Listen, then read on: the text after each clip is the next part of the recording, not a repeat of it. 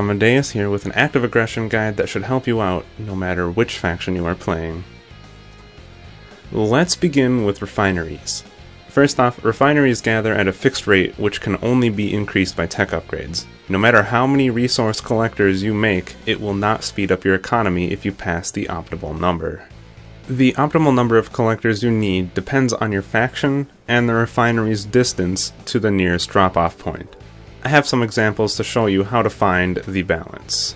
Here, we have a refinery with too few collectors. You can see here that the pile keeps growing and it's not being transported fast enough, meaning that the resources are basically going to waste.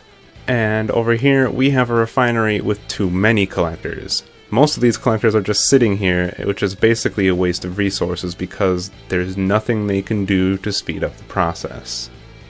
This is something you're just going to get a sense for while playing the game over time, but basically you just want enough collectors that the refinery isn't filling up to capacity, but not so many that more than one collector is sitting idle outside the refinery at any given time.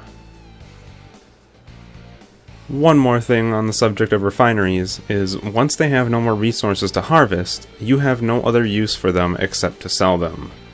Their collectors will auto-assign themselves to other refineries that need it, but if you don't need the collectors, they can also be sold. Next, let's discuss rally points. Any structure that deploys units can be assigned a rally point, where produced units will automatically move after creation. Rally points can be assigned by selecting the desired production building, then right-clicking on the intended destination. If barracks are given a rally point on a structure or bank, infantry created by them will automatically enter the building upon arrival.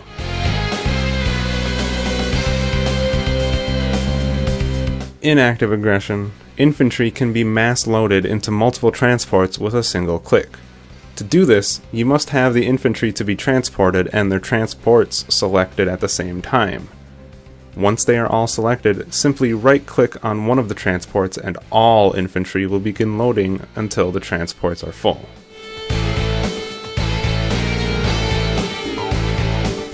Another quick note here is that units can be selected and deselected individually by holding shift and left clicking on the desired unit to be selected or the unit that you want to deselect.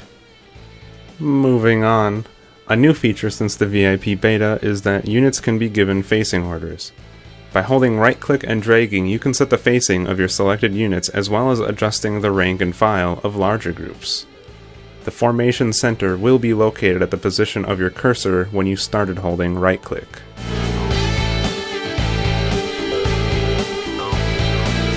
In this next section, I'm going to go over some keyboard-based commands and tricks.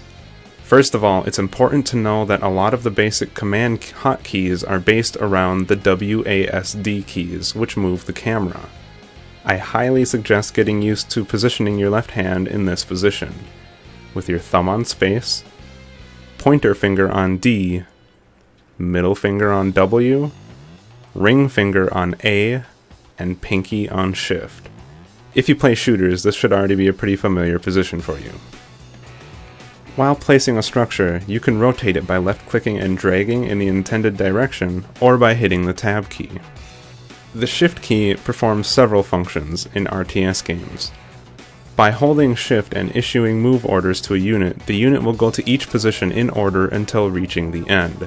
This can also be used for capturing POWs. The default key for capturing POWs is the C key. When you press C, you'll get a little circle, and that's the radius in which your selected infantry units will search for POWs. By holding shift and left-clicking on multiple groups of POWs, your selected units will go to each location and capture all the POWs located within each radius.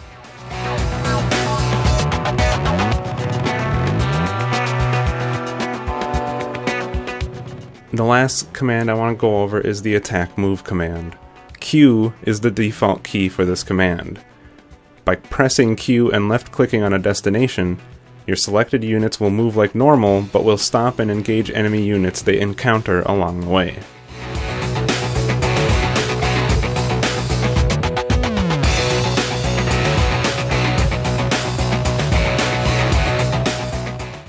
Issuing an attack move order to artillery units will have them automatically fire upon spotted enemy units within their range.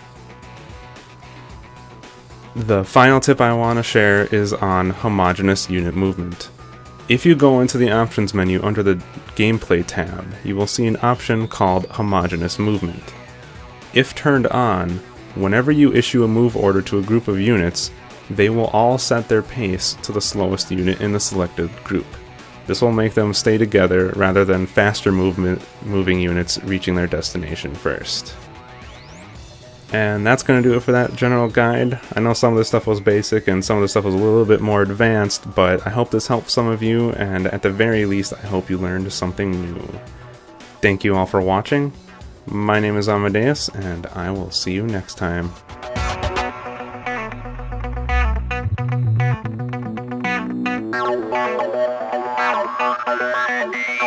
Wow.